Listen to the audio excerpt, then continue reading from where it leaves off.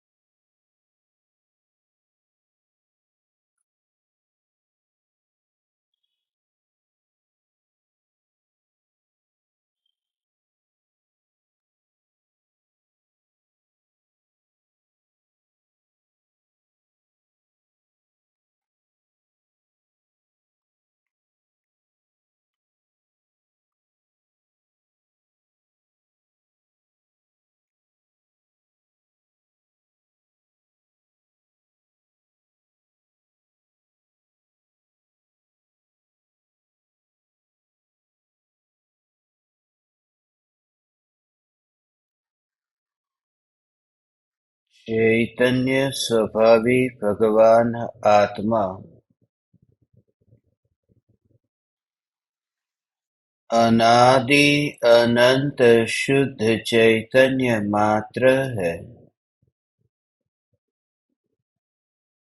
ज्ञान मात्र है।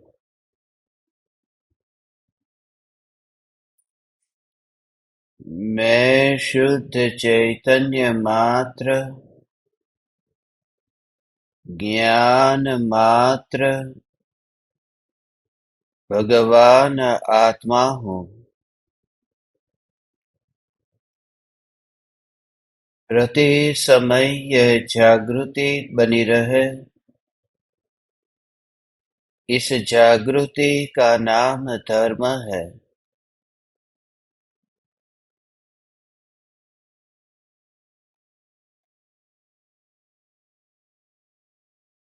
देह की प्रत्येक क्रिया के काल में और विकल्पों के बहते प्रवाह के काल में ज्ञानी को प्रति समय यह जागृति रहती है कि मैं चैतन्य तत्व इस देह की किसी भी क्रिया में और विकल्पों के बहते प्रवाह में कहीं भी मिला नहीं हूँ। ऐसा शुद्ध चैतन्य तत्व मैं हूँ। प्रति समय स्वयं की शुद्ध चैतन्य सत्ता का बोध, आत्म जागृति ही धर्म है। चैतन्य तत्व की स्व-संवेदन प्रत्यक्ष निर्विकल्प अनुभूति होते ही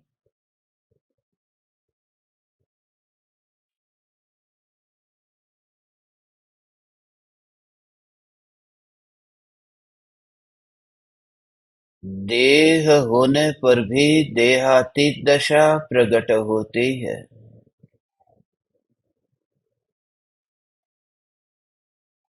सात राजू की यात्रा करके सिद्ध शिला पर तो जब विराजमान होगा तब होगा। वह तो यही स्वयं को सिद्ध स्वरूप अनुभव करता है।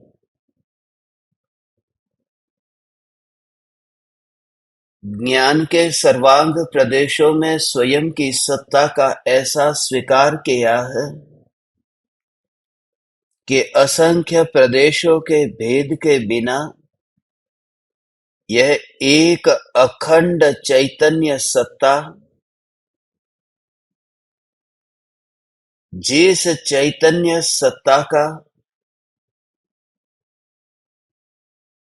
एक गुण दूसरे गुण में नहीं जाता,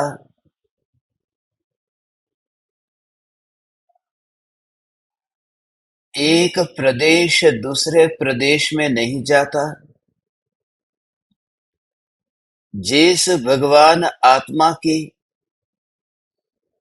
एक पर्याय दूसरी पर्याय में नहीं जाती, जिस द्रव्य का उत्पाद और व्यय एक दूसरे में नहीं जाता, ऐसा जो स्वतंत्र स्वरूप है, इतना सूक्ष्म स्वतंत्र स्वरूप है, तो मैं जो अनादि अनंत अखंड सत्ता हूं, यह देह से तो अत्यंत दूर हूं। बिना किसी अवलंबन के, बिना किसी सहयोग के, बिना किसी के परिणमन के, जब यह ज्ञान ज्ञान ज्ञान ज्ञान ज्ञान ज्ञान रूप ही अनुभव में आता है और निरंतर परिणमित होता है, तो एक ही समय में ये देह से मुक्त हुआ इतना भी विकल्प नहीं आता, इतना भी विकल्प नहीं आता। ये अद्भुत दशा है। जब केवल ज्ञान हो चुका हो, तो केवल ज्ञान होने के बाद में जब सात राजू पार करके सिद्धशिला पर आत्मा विराजमान होगा, तब तो केवल ज्ञान में यह प्रतिबिंबित भी होगा कि यह यात्रा हो रही है। तब केवल ज्ञान में जानने में भी आएगा कि देह से अब वियोग हुआ है, क्योंकि अरिहंत से सिद्ध होता है। मगर यहां तो गृहस्थ है, यहां तो अभी छद्मस्त है, तो यहां तो इतना भी पता नहीं चलता कि देह अब मैं जहां हूं वहां नहीं है। इतना भी पता चल जाए तो अखंड जो निरंतर ऐसा जो ज्ञान और आनंद का वेदन होता था, वह वेदन छूट जाता है। इतना निर्विकल्प आनंद का भोग है कि परमाणुओं से कुछ भी मांगे बिना अपनी ही अनंत शक्ति जब पर्याय में उछलती है, तो परमाणु से मांगेगी क्यों? वह अपनी ही शक्ति, अपनी ही शक्ति, अपनी ही शक्ति का वह उछलना होता है। लोग ये भ्रमित होकर के माने तो लोगों का भ्रम है, मगर उस भ्रम के कारण सागर को फर्क नहीं पड़ता। भ्रमित होकर लोग माने कि इतनी बरसात हो रही है, इस वजह से सागर आज कुछ ज्यादा उछल रहा है। मगर सागर में जो उछलना हो रहा है वह बरसात की वजह से नहीं, सागर की गहराई में वह शक्ति है। वह शक्ति ही वह तरंग के रूप में उछल रही है। वह बरसात है, वह बरसात की वजह से वो पानी ऊपर उछल नहीं रहा कि समुद्र पागल हो गया है, ये पानी देखो कैसा उछल रहा है। पूर्णिमा के दिन बरसात ज्यादा हुई है, ये तरंग कितनी उठ रही है। ऐसा नहीं है, वो सागर का स्वभाव है। यहां पर ऐसा ही आनंद का सागर उछलता है, जो अपनी ही शक्ति का व्यक्त व्यक्त व्यक्त ऐसा अनुभव है।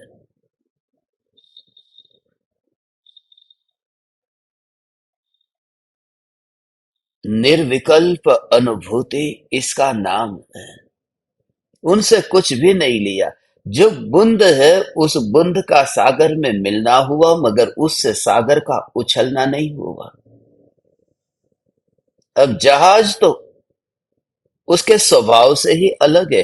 बूंद तो कम से कम थोड़ी मिलती जुलती भी थी सागर से, मगर जहाज की तो जाति ही अलग है, उसका रूप अलग है, उसका रंग अलग है।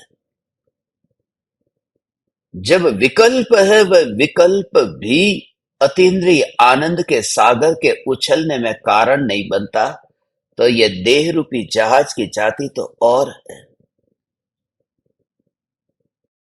तो कोई अपेक्षा नहीं है, सागर को यह विकल्प ही नहीं होता।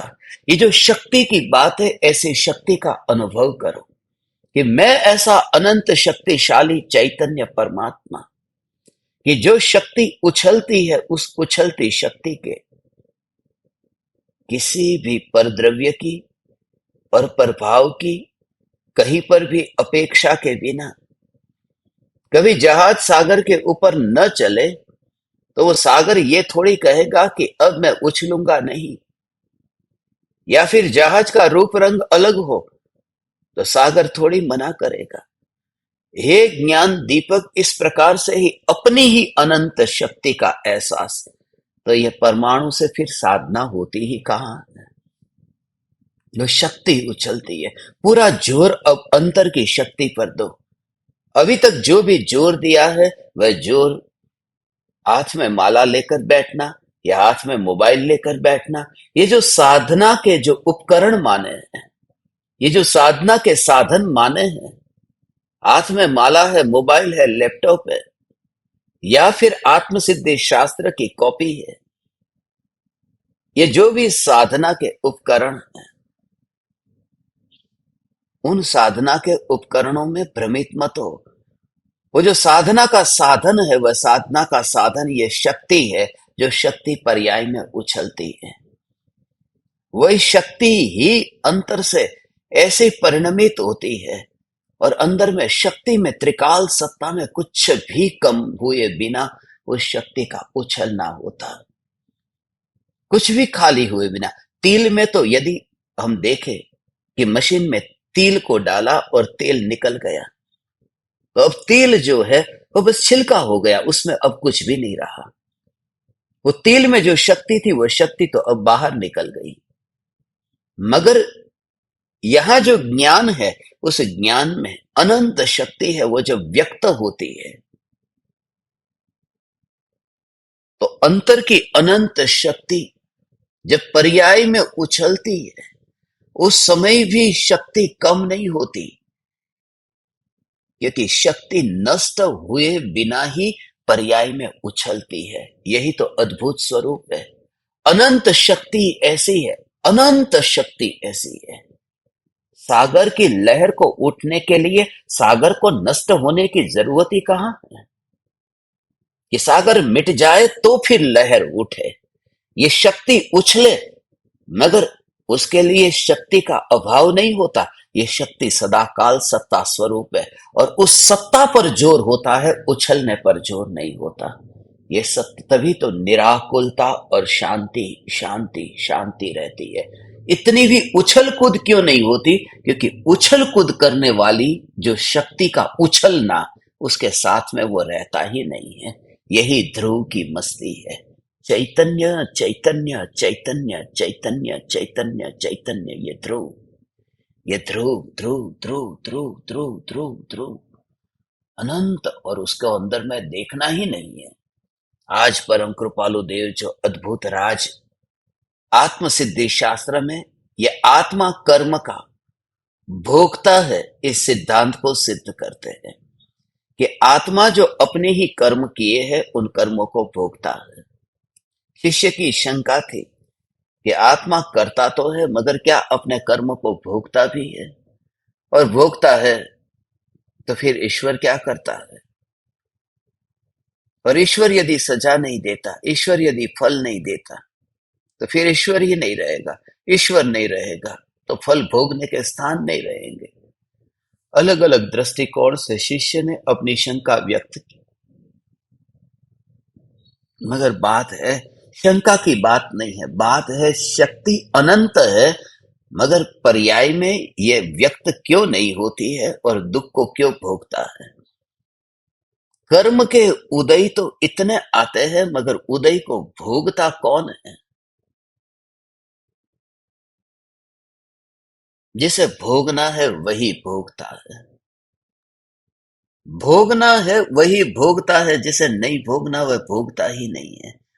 इसलिए तो ये कहा, ऐसा ये अद्भुत अद्भुत अद्भुत अद्भुत अद्भुत अद्भुत उस सत्ता मात्र को देखना। सत्ता सत्ता सत्ता सत्ता सत्ता सत्ता सत्ता सत्ता, इस सत्ता मात्र को देखना कि बरसात इतनी बाहर हो रही है।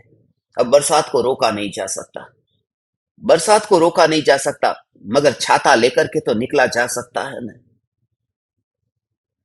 बस ये सुरक्षा, छाता लेकर के तो निकला जा सकता है ना। सागर की लहर को, उनकी तरंगों को, सागर की तरंगों को रोका नहीं जा सकता, मगर तैरना तो सीखा जा सकता है ना। इसलिए डरो मत, डरो मत, तुम चिंता मत करो, छाता लेकर के निकलो, बरसात कितनी भी होगी तुम्हें कुछ नहीं होगा। तुम डरो मत, तुम तैरना ऐसा सीख लो कि सागर में लहर कितनी भी उठे तुम्हें कुछ भी नहीं होगा। आज तक तुम्हें यही बोध दिया गया जो झूठा है। तुम छाता लेकर के निकलो, क्योंकि बरसात होगी, तुम गीले नहीं होगे। मगर बात यह है, बाहर निकलने की बात है। छाता लेकर के निकलने की बात बाद की है, पहले बाहर निकलने की बात है। सम्राट जिस महल में बैठा है वो बाहर निकलता है कि नहीं निकलता, वह बात करो।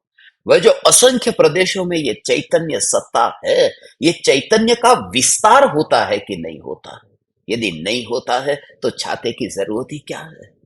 इसलिए ध्रुव सत्ता को पुरुषार्थ की जरूरत ही नहीं पड़ी। ये पुरुषार्थ छाता है, और पुरुषार्थ के कारण मेरी सत्ता नहीं है। पुरुषार्थ के कारण मोक्ष है, पुरुषार्थ के कारण ध्रुव नहीं है। पुरुषार्थ के कारण कर्मों का नाश है, पुरुषार्थ के कारण चैतन्य की सत्ता नहीं है। सत्ता तो अनादि से है, पुरुषार्थ नहीं था। तो इतने सत्ता के ऊपर जोर हो कि पुरुषार्थ दूसरे नंबर पर चला जाए, और मैं सत्ता मात्र। अब जो ये रहस्य शुरू हो रहा है, सत्ता मात्र, न खिसकना, ये जो अनुभूति, उदयों में समता भाव रखो। उदय आएंगे, उदय चले जाएंगे, आएंगे और चले जाएंगे। स्वीकार करो, सामना करो, ये सब बातें झूठी है। सिर्फ जहां पर मेरा अस्तित्व है, जहां जहां फैला है, उसी का ही वेदन हो रहा है कि नहीं। यह ज्ञान ज्ञान ज्ञान ज्ञान ज्ञान ज्ञान ज्ञान, ज्ञान का उठती तरंग का नहीं। अभी इंद्रियों से ये जान लिया, ऐसी तो बात ही नहीं है। इंद्रियों के परमाणुओं से जानने की बात ही नहीं है। खुली आंख से दीवार को देखा, राख की दीवार को देखा, खुली आंख से राख की दीवार को जाना। ये जाना, उस जानने की तो बात ही नहीं है। बात है जो असली सत्ता है, जो परिणमन नहीं है, उसकी बात है भगवान। जो सत्ता मात्र है, सत्ता मात्र है। ओ हो हो, वो जो सत्ता मात्र है उसकी बात है, परिणमन की बात ही नहीं है। और जो सत्ता मात्र है, ऐसी सत्ता मात्र, ऐसी चैतन्य सत्ता मात्र अंदर से ऐसा हो भगवान। ओ हो, ऐसा ऐसा ऐसा ऐसा वजन वाला, ऐसा लोहे का गोला जिसको खिसका नहीं सकते हैं, जो खिसक नहीं सकता, ऐसा जो लोहे का गोला है, अब पड़ा है महल के अंदर। और उस व्यक्ति को कोई कहे, जो कहता है बचाओ अब इस लोहे के गोले को, उसके लिए छाता लेकर के आओ, बाहर बरसात हो रही है। समझदार व्यक्ति समझेगा कि पहले उसे हिलाकर तो देख, बाहर जाएगा तो गीला होगा, तो उस लोहे के गोले के लिए छाते की व्यवस्था करता है, जो वहां से हिल ही नहीं रहा। तो पुरुषार्थ की चिंता करता है कि कब ऐसा अपूर्व पुरुषार्थ होगा कि मेरा मोक्ष हो जाए, मैं उदयों से बच जाऊं।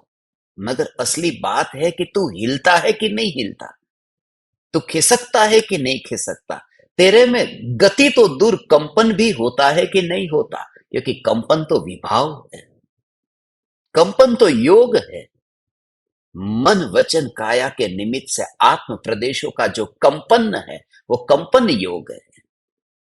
और जहां मन वचन काया का निमित्त ही नहीं है, क्योंकि कंपन ही जहां नहीं है, वहां योग ही नहीं है। इसलिए तो अयोगी वियोगी ऐसे कहते हैं। ये योगातीत है, देहातीत है, ये वचनातीत है, ये विकल्पातीत है। ये भी पर्याय की बात है। अतीत की बात तो पर्याय की बात है, क्योंकि अतीत भूतकाल है और सत्ता तो तीनों काल में ऐसी शुद्ध है।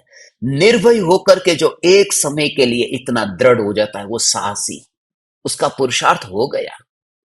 पुरुषार्थ उसमें लगता ही नहीं है अज्ञानी को कि जो गोला खिसक नहीं सकता, बस वो स्वीकार का नाम पुरुषार्थ है। ऐसा न्याय न्याय न्याय न्याय का झोला जो गोला खिसक नहीं सकता है। हे ज्ञान दीपक, जो ज्ञान का गोला खिसक नहीं सकता, अंतर में अनंत शक्तियों का स्वीकार, उसमें एक एक परमाणु, ये गोला खिसक नहीं सकता। उस समय तुम ऊपर ऊपर के भाग को नहीं देखते। ये गोला खिसक नहीं सकता माने क्या? ये गोला खिसक नहीं सकता माने अनंत अनंत परमाणु का पिंड है पूरा, कोई गुब्बारा नहीं है, गुब्बारे की तरह नहीं है, वह अनंत परमाणुओं का पिंड है। गुब्बारा और गोला में फर्क है। गुब्बारा जो है उसके अंदर ऊपर ऊपर से लेयर दिखता है, अंदर पूरा खालीपन है, अंदर हवा भरी हुई है, अंदर सॉलिड नहीं है। वो गोला जो है वो सॉलिड है। ऐसे ही ये जो ज्ञान के प्रदेश है, ये भगवान आत्मा माने मेरी सत्ता, ऐसा भाव आते ही वह पोला, वह खाली, वह रिक्त, ऐसा अंदर से ऐसा न लगे असंख्य प्रदेशों में भरपूर हो। वो तो तुम्हें ऐसा लगता है कि पेट मैं हूं, तभी लगता है कि थोड़ा अंदर खाली हूं। तुम्हें लगता है कि मैं छाती हूं, इसलिए हवा अंदर जाती है आती है कि मैं थोड़ा अंदर से खाली हूं। ये खालीपन इसलिए लगता है क्योंकि देह में ही अपनापन किया है। जब चैतन्य सत्ता मात्र में अपनापन हो तो कहीं खालीपन नहीं दिखता है, कहीं बीच में गैप नहीं दिखता है। वाणी में अपनापन है, इसलिए बोलते समय मैं चैतन्य सत्ता मात्र हूं, ये तो अभी बीच में गैप पड़ा है। वाणी में बीच में विराम लगता है, मगर जो मौन स्वरूप है उसको काल के प्रवाह के कारण या प्रदेशों के विस्तार के कारण कोई गैप नहीं होता। प्रदेशों के विस्तार के कारण कोई गैप नहीं होता, उसे कहते हैं क्षेत्र के कारण वह खंडित नहीं हुआ। और काल के कारण भेद नहीं होता, क्योंकि यह ध्रुवता समय के कारण बीच में टूटी नहीं है। ऐसा यह अखंड न्यायक देव मैं हूं। इस न्यायक देव के स्वरूप को जिसने नहीं समझा है, ऐसा जीव जिनकी पर्याय में एकत्व, ममत्व, कर्तृत्व, भोक्तृत्व ये बुद्धि होती है, ऐसा जीव जब मिथ्या बुद्धि का पोषण करता है तो पर्याय में विकार होता है और कर्म बनते हैं। कृपालु देव उसका स्वीकार करने को कहते हैं, और स्वीकार करते ही बहुत सी लंबी लंबी जो विकल्पों की परंपरा थी वही छूट जाती है।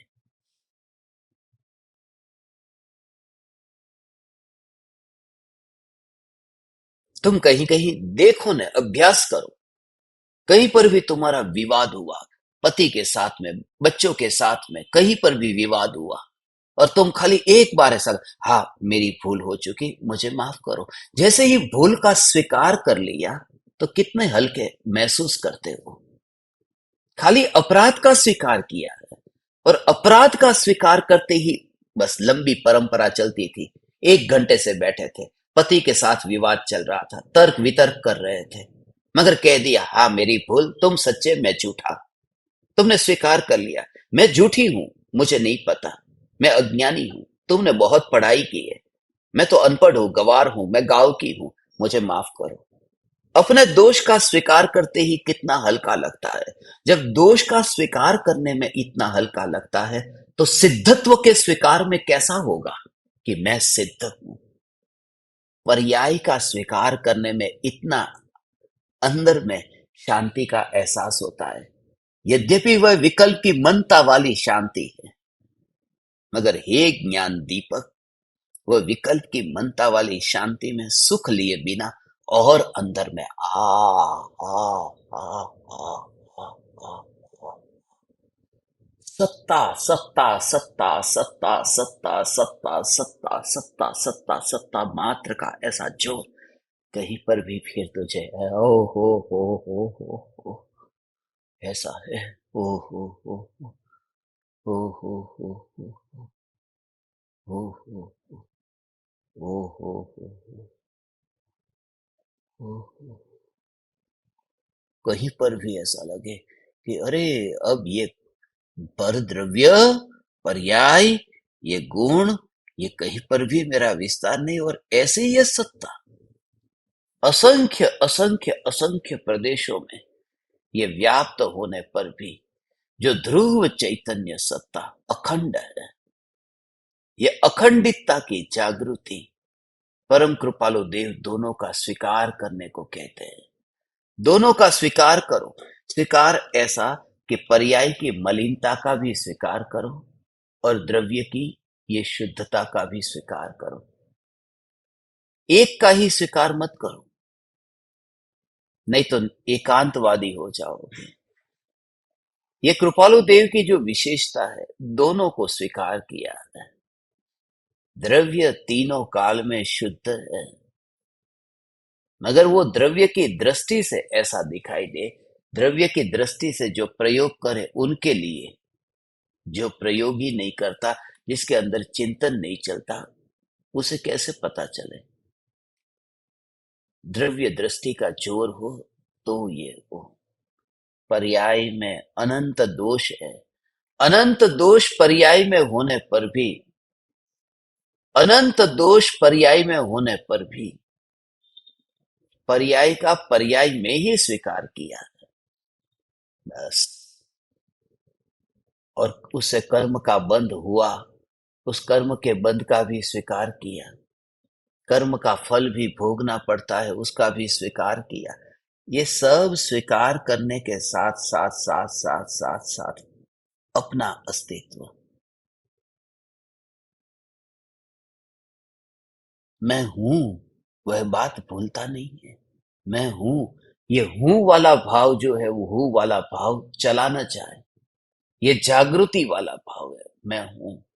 बच्चों के लिए यदि तुम कमाई करते हो, बच्चों के लिए तुम रोटी बनाते हो, जो काम तुम बच्चों के लिए करते हो, उस समय भगवान ये जागृति तो है ना, मैं हूं। भले देह के रूप में, बच्चा भूखा है, लाओ, मैं उसके लिए रोटी बनाऊं, रोटी बनाओ, ये भाव आया। मगर उस समय मैं मां हूं, मैं सत्ता स्वरूप हूं, मां की सत्ता, ऐसा तो मैं हूं ना। तो ये जो स्वीकार भाव है, ऐसे ही दोनों का स्वीकार। बच्चा भूखा है, यह भी स्वीकार, और मैं हूं, मेरी सत्ता है, यह भी स्वीकार। पर्याय का अधूरापन जो है, उसका भी स्वीकार करना है। और द्रव्य की सत्ता जो अस्तित्व है, जिसमें कुछ भी अधूरा नहीं है, द्रव्य के स्वीकार के साथ में पर्याय के दोष का स्वीकार करना। 82वीं गाथा है आज। इस 82वीं गाथा में कृपालु देव कर्म का जो सिद्धांत है कि आत्मा अपने ही किए हुए कर्मों का फल भोगता है, गाथा पढ़ते हैं। और आज की गाथा अपने विकारों का स्वीकार, भूल का स्वीकार करने की गाथा है।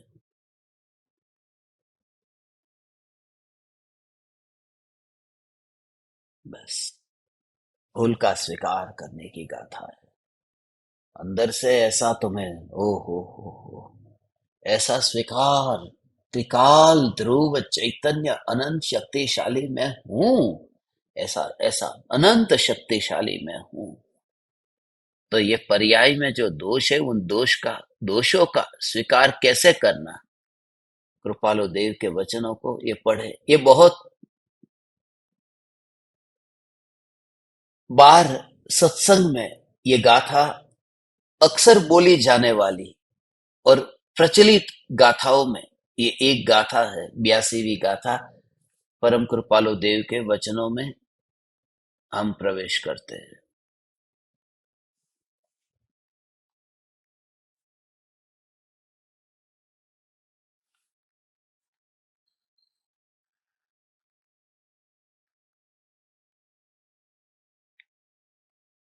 भाव कर्म निज कल्पना, माटे चेतन रूप, जीव वीर्य निस्फुरणा,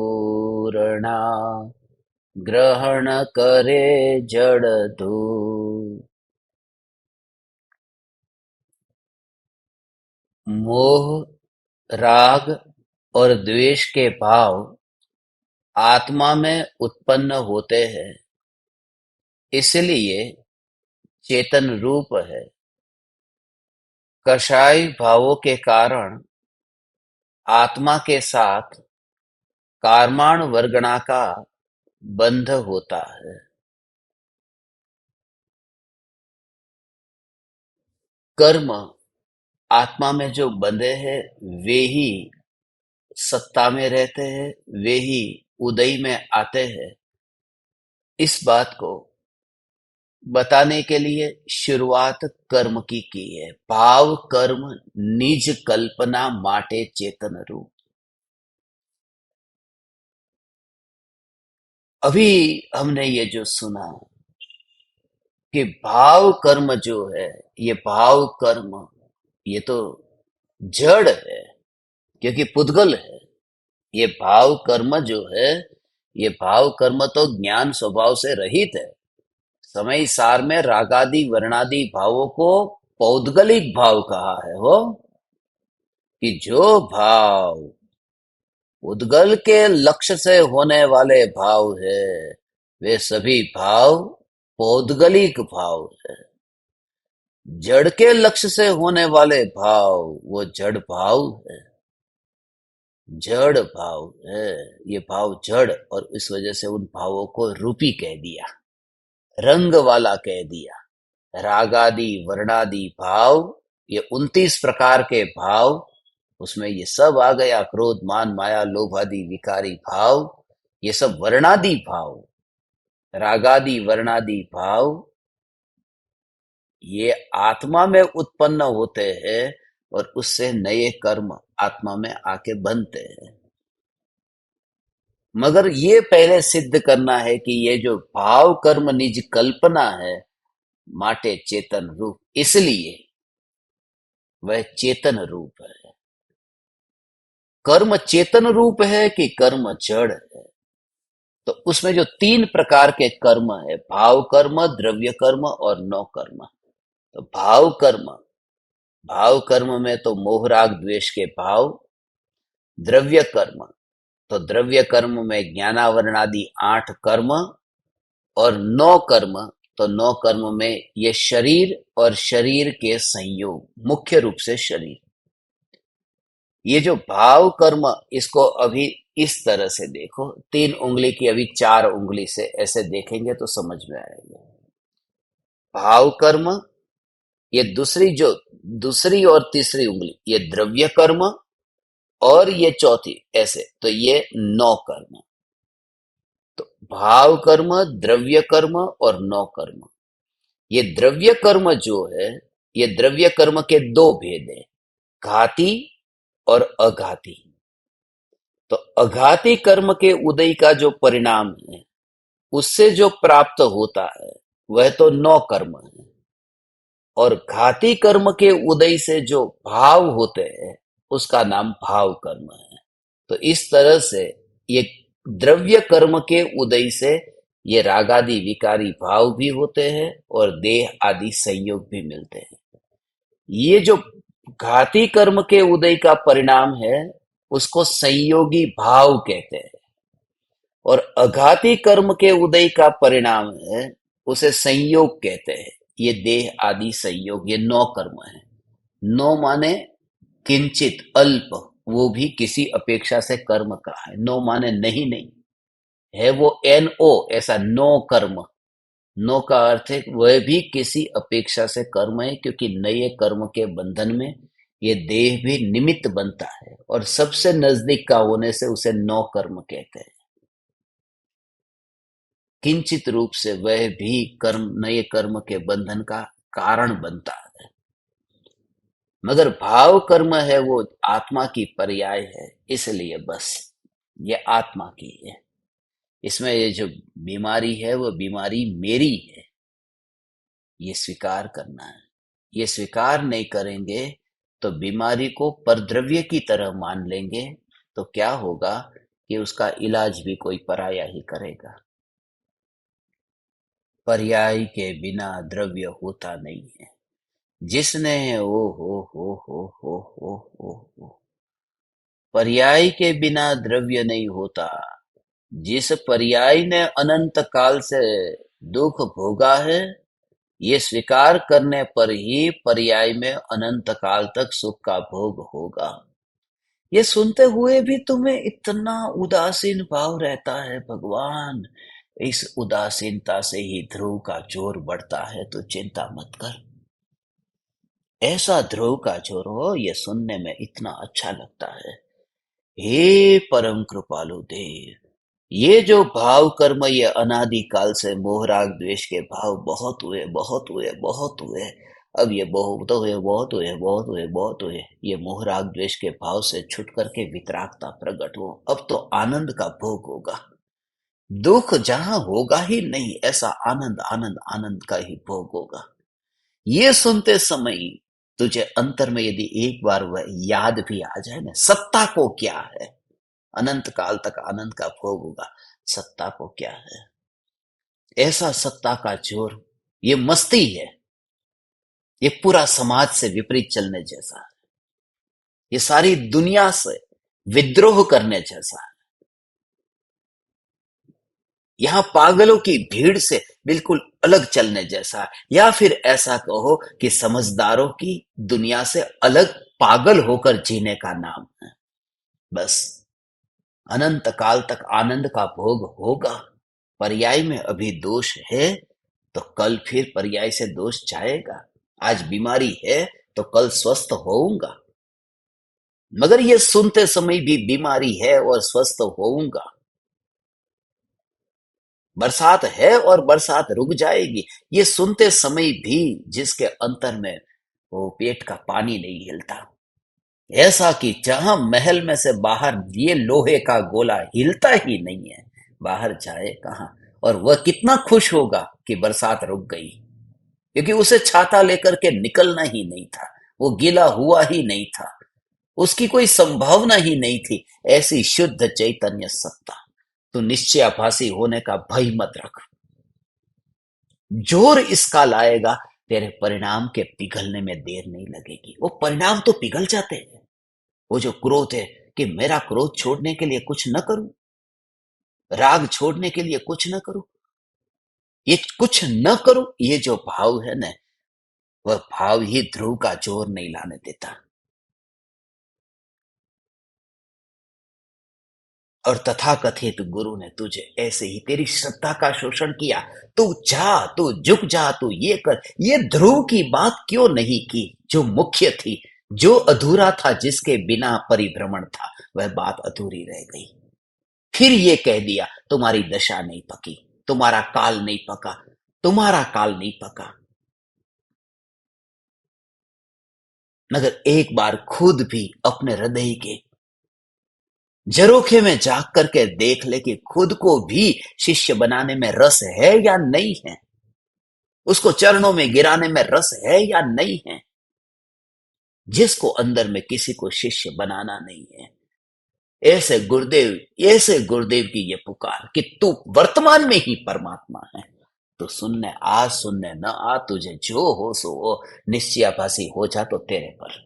मगर स्वरूप तो तेरा यही है कि तू ध्रुव है, तू लोहे का उस गोला, लोहे का गोला उस स्वरूप की बात है। हो तो फिर ये कहेगा कि हाथ तो इधर है, अभी हाथ इधर से इधर गया, ये हाथ तो हिल रहा है, साथ में आत्मा भी हिल रहा है, ये हिल तो रहा है, तो फिर ये ध्रुव कैसे मानो।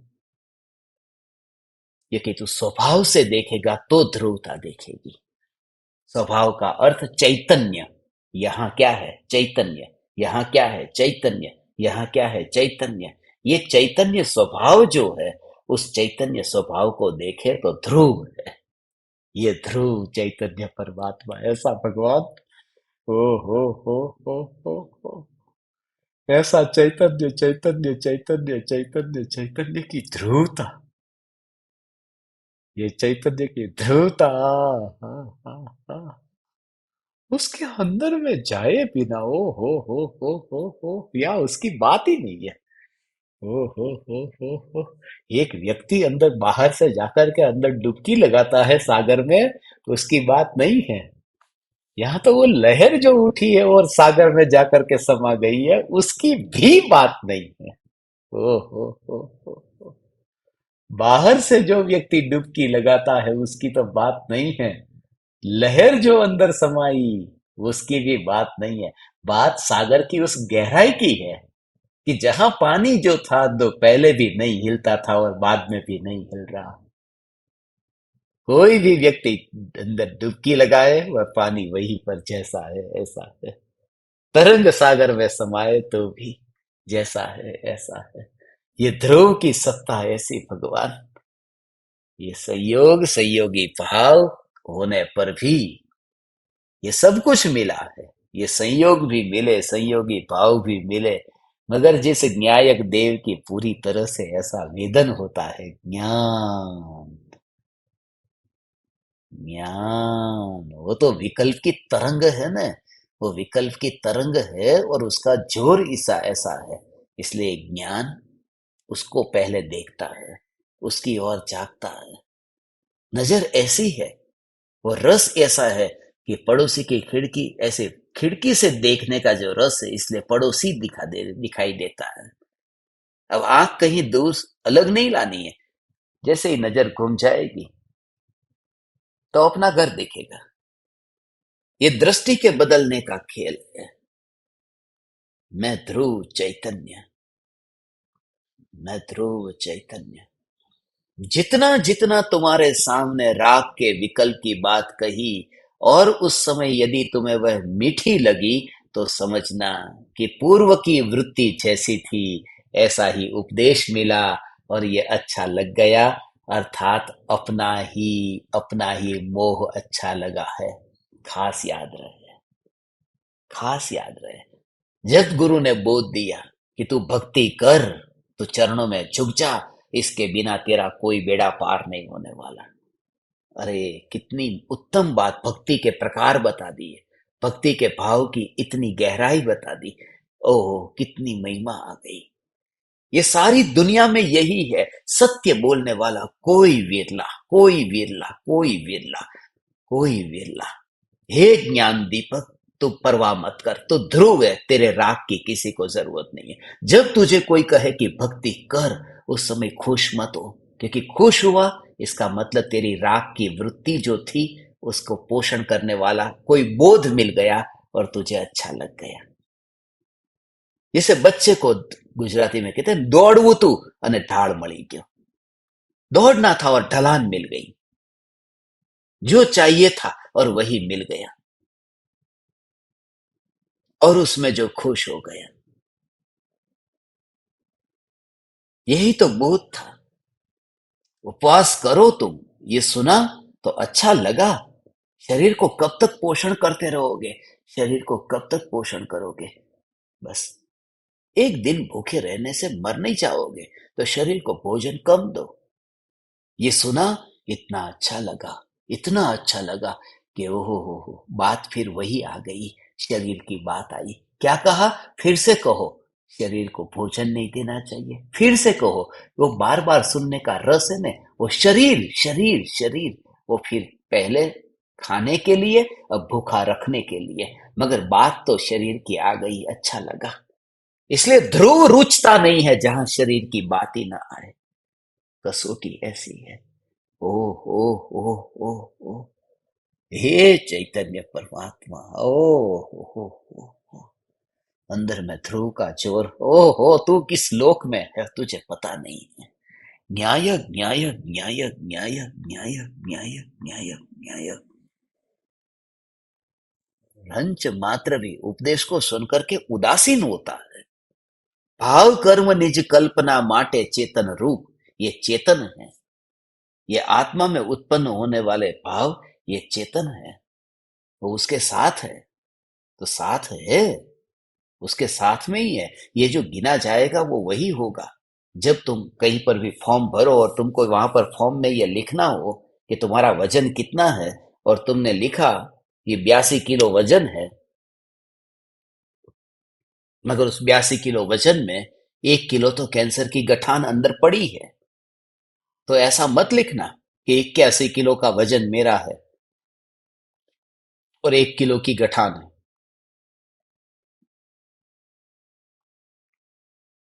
82 ही लिखेंगे, 81 नहीं लिखेंगे।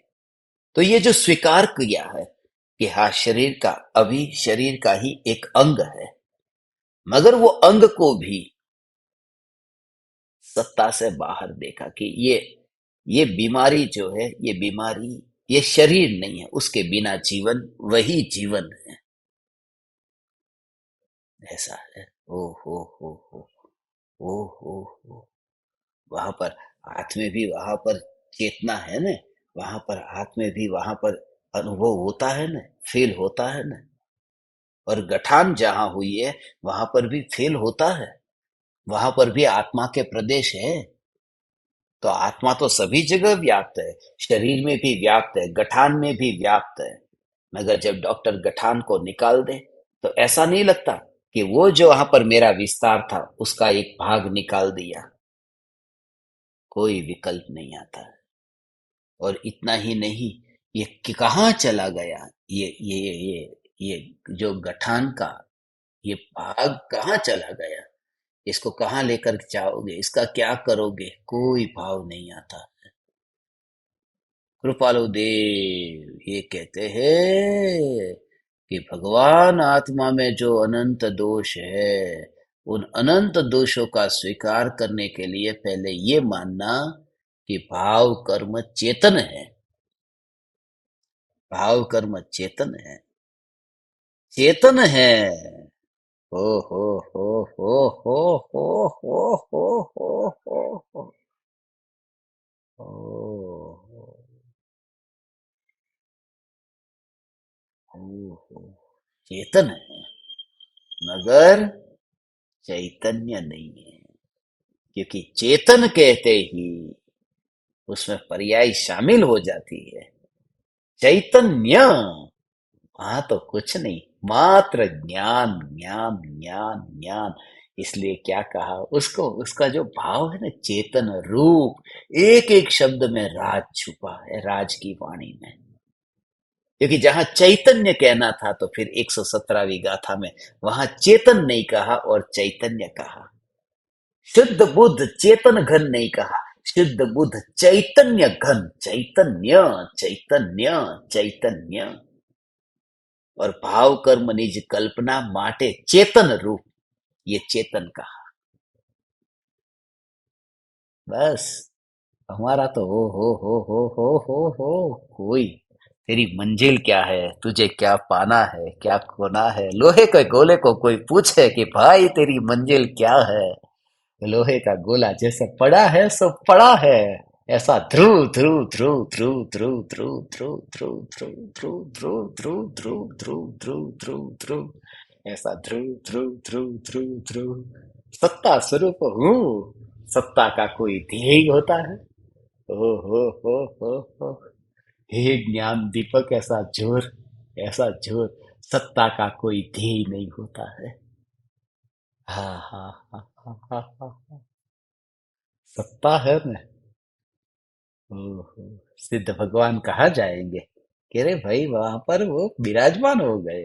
अनंत काल के लिए भगवान, अनंत काल के लिए जो सिद्ध शिला पर विराजमान हो गए, वहां से अब हिलते नहीं है। सिद्ध शिला से, वहां से वे हिलते नहीं है। हिलेंगे कैसे? ध्रुव हो गए, ध्रुव गति को पाया कि वे भी ध्रुव हो गए। ध्रुव अचल अनुपम गति कहान है। ऐसा ये जो ध्रुव गति को पाया, ऐसा ये सिद्ध परमात्म तत्व। ओ हो, वो कहाँ से पाई? वो जो ध्रुव गति समय सार की पहली गाथा में ही जो भगवान ध्रुव की बात कही, वो ध्रुव भगवान जो है, सिद्ध भगवान ने जो ध्रुव गति को पाया, वंदित सर्व सिद्ध, ध्रुव मचलम, ये ध्रुव अचल अनुपम गति को पाया है। ये कहाँ से पाया? वो शक्ति कहाँ से बाहर निकली? जो द्रव्य की ध्रुवता थी, उसी में से वो शक्ति व्यक्त हुई। ओ और फिर भी शक्ति शक्ति शक्ति ऐसी की ऐसी, कुछ भी नहीं। पर्याय भोगा, पर्याय ने भोगा, पर्याय ने भोगा, मगर भोगते समय भी, आनंद का भोग होते समय भी, उसके अंदर में कार्य होता गया होता गया होता गया, और सत्ता ऐसी कि ऐसी ही रह गई। ओ हो, उसमें से कुछ भी नहीं हुआ। वहां पर ही ऐसा, हे वितरागी परमात्मा, हे वितरागी परमात्मा, ऐसा अंतर में अंतर में अंतर में ये पर्याय पवित्र होती गई। जिन्होंने परमात्मा को छुआ, परमात्मा को छू करके जो धन्य हो गया, आनंद भोगता है। हे वितरागी परमात्मा, परमात्मा को छू करके आनंद भोगता है। आनंद भोगने वाला इतना आनंद भोगता है, और कतार में लोग खड़े रहते हैं। ये कतार कुछ भी नहीं है भगवान, ये कतार कुछ भी नहीं। इतने इतने मंदिरों की कतार देखते हैं ना। थोड़े दिन पहले वो पुरी में कतार देखी थी ना, जगन्नाथ पुरी गए थे। यहाँ शिरडी में कतार देखो, कितने लोग लंबी कतार में खड़े हैं। कोई वीआईपी पास लेकर के, कोई सादी कतार में, लंबी लंबी कितने किलोमीटर की। अरे ये कुछ नहीं है, ये पर्यायों की कतार अनंत काल की है। कुछ नहीं, कतार से जाते हैं, बस खाली देखते हैं और धक्का मार मार करके निकाल देते हैं, आगे आगे आगे आगे। देख करके फिर चले गए, देख करके फिर चले गए। इतने तड़पते तड़पते वहां पर, मगर कितना अहोभाव आता है कि मेरे भगवान के पास जा रहा हूं। उनको देखो ने, उनकी श्रद्धा को देखो। दो दो दिन तक खाना नहीं खाएंगे, किलोमीटरों तक वहां पर कतार, और बस बैठे रहेंगे। धीरे धीरे कतार जाएगी। जगन्नाथपुरी में देखो, वो देखा मैंने तो ऐसा लगा, ओ हो, यहाँ पर ऐसी पर्यायों की कतार है। और वो न्यायक का दर्शन करना चाहती, वो दर्शन करना चाहती, माने दर्शन करते करते करते करते वो सीधी दर्शन किया, मर गई, दर्शन किया, मर गई, दर्शन किया, मर गई। और आनंद भोगती हुई मरी है, तड़पती हुई नहीं मरी। न्यायक ऐसा आनंद भोगती हुई मरी है, न्यायक ऐसा आनंद भोगती हुई वो मरी है। मैं आपसे भगवान ये कहता हूं कि जिसने भगवान को देखा और आनंद भोगता हुआ मरा, और सत्ता,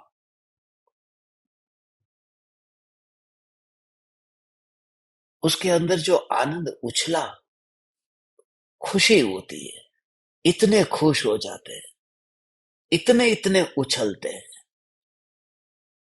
पागल हो जाते हैं। किसी को ये विचार तक नहीं आता, ये पागल हो जाते हैं, पागल हो जाते हैं, इतने पागल हो जाते हैं। सब सब सब साईं बाबा के पास में जाकर के इतने पागल हो जाते हैं। इतनी लंबी कतार, इतनी लंबी कतार में खड़े खड़े पागल हो जाते हैं। और इतनी भक्ति, अरे अरे अरे, साईं बाबा साईं बाबा साईं बाबा साईं बाबा साईं बाबा। और फिर घर जाकर के शराब की बोतल निकालते हैं, पार्टी में जाकर के शराब की बोतल निकालते हैं। अभी काहे को ऊंचा नीचा उछल रहा था, फिर तो बड़ी बड़ी बातें करता था, घर में बड़ी बड़ी तस्वीर रखता था, भगवान की तस्वीर रखता है, गुरु की तस्वीर रखता है। इसलिए ऐसा लगता है ऐसा ड्रामा करने वाली पर्याय नहीं है। ये पर्याय ऐसी है भगवान, ये पर्याय ऐसी है, शुद्ध है, निर्विकल्प है, न्यायक को देखती है, आनंद को भोगती है और मर जाती है, और फिर भी सत्ता टिकी रहती है, और जिसको कुछ भी नहीं हुआ। हे न्यायक, हे ज्ञान दीपक, ओहो तुझे न्यायक के अलावा कुछ दिखता ही नहीं है। तू न्यायक न्यायक न्यायक, बस भगवान। हम्म। भाव कर्म निज कल्पना माटे चेतन रूप, ये चेतन रूप है, क्योंकि चेतन की पर्याय चेतन है। चेतन की पर्याय चेतन है, मगर वह चेतन की पर्याय राग द्वेष के भाव जड़ है। दो अपेक्षा है। पहली अपेक्षा ये कि राग द्वेष को चेतन कहो कि जड़, कि चेतन। क्यों? क्योंकि चेतन की पर्याय है, चेतन माने द्रव्य होता है, चैतन्य माने गुण होता है, स्वभाव होता है, और चेतना माने पर्याय होता है, ज्ञान चेतना, दर्शन चेतना, ऐसे ये सब पर्याय होता है। तो ये जो चेतन माने वो द्रव्य है, और वो द्रव्य की पर्याय होने से भाव कर्म राग द्वेष चेतन रूप है। मगर वे राग द्वेष जड़ है, क्योंकि वे राग द्वेष के भाव कुछ जानते नहीं है। जैसे टेबल कुर्सी कुछ नहीं जानते, ऐसे राग द्वेष के भाव को पता ही नहीं है कि हम राग है और द्वेष है, इसलिए राग द्वेष के भाव जड़ है। ओ हो हो हो। राग और द्वेष जड़ है, उसको पता नहीं है। ओ हो। जो समझदार हो न, वैसा ही है। दो व्यक्ति के बीच में फाइटिंग होती है, एक समझदार है, एक ना समझ है, तो दोनों के बीच में कि कौन कैसे, कौन हार जाए कौन जीत जाए, तो कोई कहता है कि भाई तू समझदार है, तू वापिस आ जाए।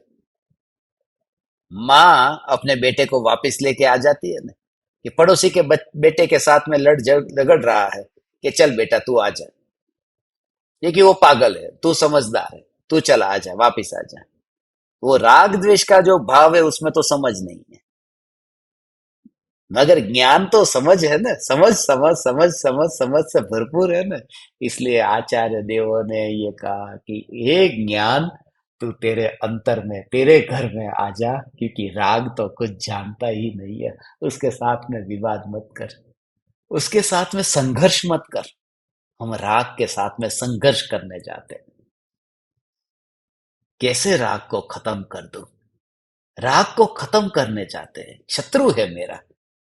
समझदार कहता है कि शत्रु है, मगर वो ना समझ है। इतना तो विचार कर, वो ना समझ है, तू समझदार है, अपने घर में आ जा। ना समझदार जो है, ना समझ के साथ में विवाद नहीं करते।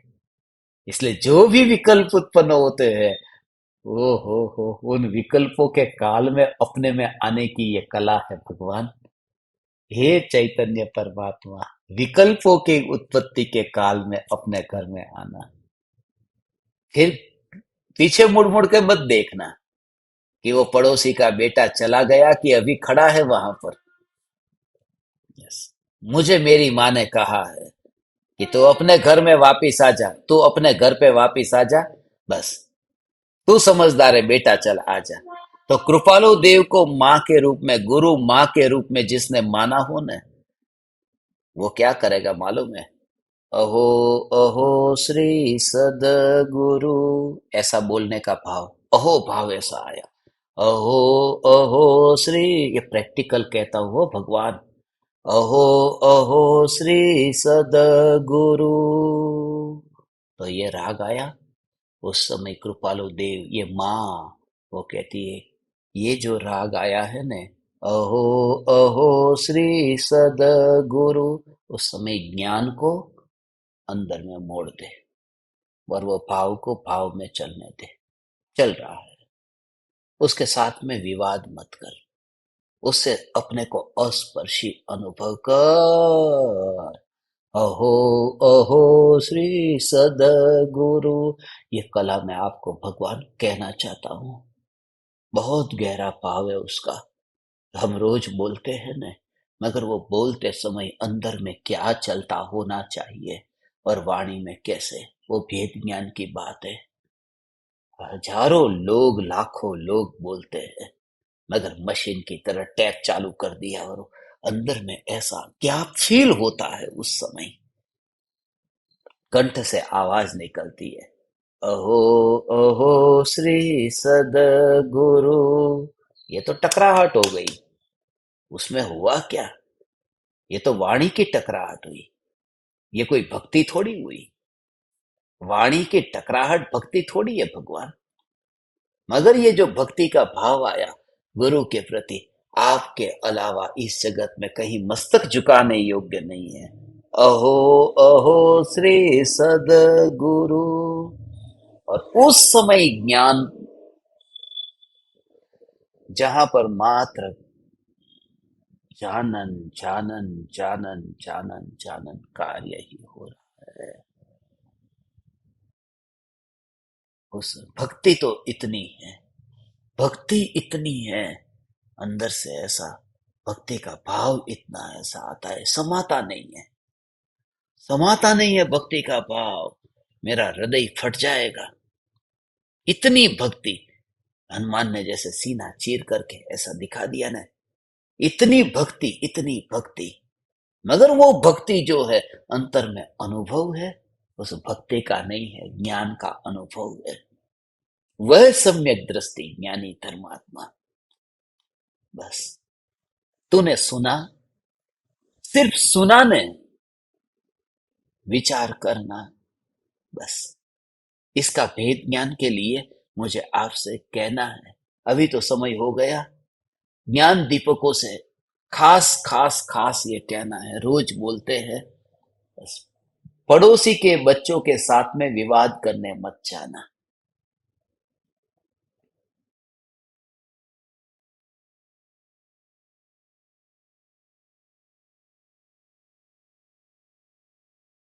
कल सुबह बहुत लंबे काल के बाद में अपन मिलेंगे, दीपक कनेक्शंस ध्यान प्रयोग में लाइव सेशन कल रखेंगे। अभी जितने दिन मैं यहाँ पर गजपंथा में हूँ, मुझे भाव है कि जितने दिन माने 2-3 दिन, 2-3 दिन में यहाँ पर हूँ, तो अभी अपन करेंगे। और फिर जब मौका मिलेगा तब मिलेगा। कल दोपहर में 1:24 पर,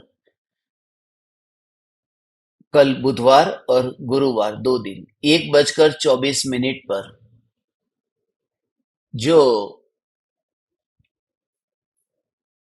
मुंबई में जो सत्संग हुआ था, उसका ही ज्ञाता ज्ञान ज्ञेय ज्ञातामयी वस्तु मात्र पार्ट 1 और पार्ट 2, भोजन से पहले और भोजन के बाद में जो 2 सत्संग हुए थे, वो बहुत महत्वपूर्ण है। उसका प्रीमियर कल रखने वाले हैं, उसे मिस मत करना। बहुत इंपॉर्टेंट सत्संग है। मैं भूल जाऊं इससे पहले मैंने आज आपको बताया, कल और परसों 2 दिन अपन वो सत्संग रखेंगे। और आज का आपका प्रयोग यही रहेगा, लोहे का गोला याद रखना, बस और कुछ नहीं। लोहे का गोला खिसकता नहीं है। वो जो जीव वीर्य की स्फुरना कहा है, ग्रहण करता है जड़ धूप को, जड़ धूप माने कारमाण वर्गणा को, मगर वो तो राग है, वह ग्रहण करता है, ठीक है।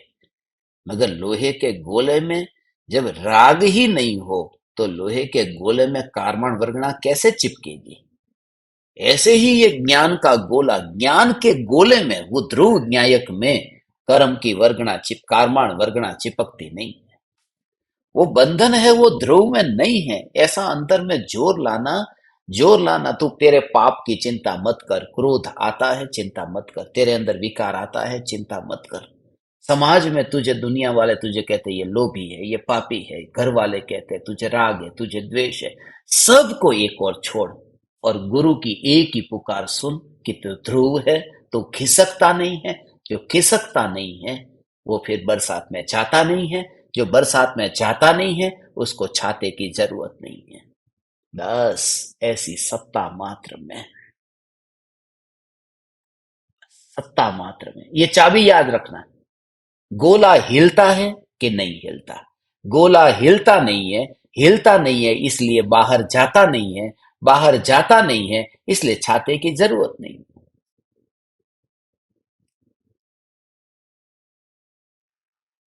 ये संक्षिप्त में मगर बहुत ही सूक्ष्म और गहरी ये चाबी है।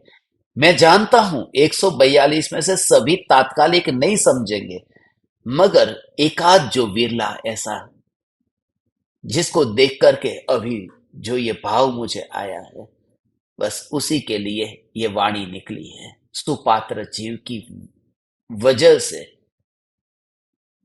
ये भाव और ये वाणी निकली है। आज बस प्रणाम। चैतन्य चैतन्य चैतन्य।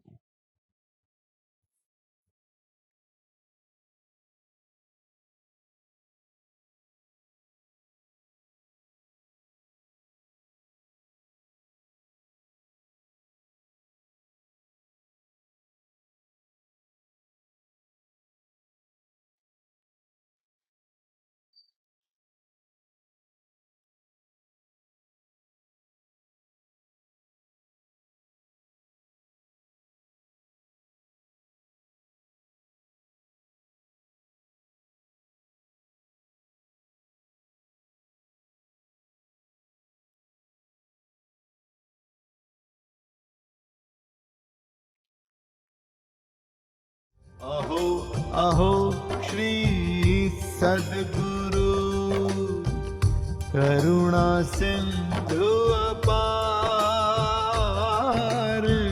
इस पामर पर प्रभु किया अहो अहो उपकार, अहो अहो उपकार। देह सहित जिनकी दशा वरते देहातीत, उन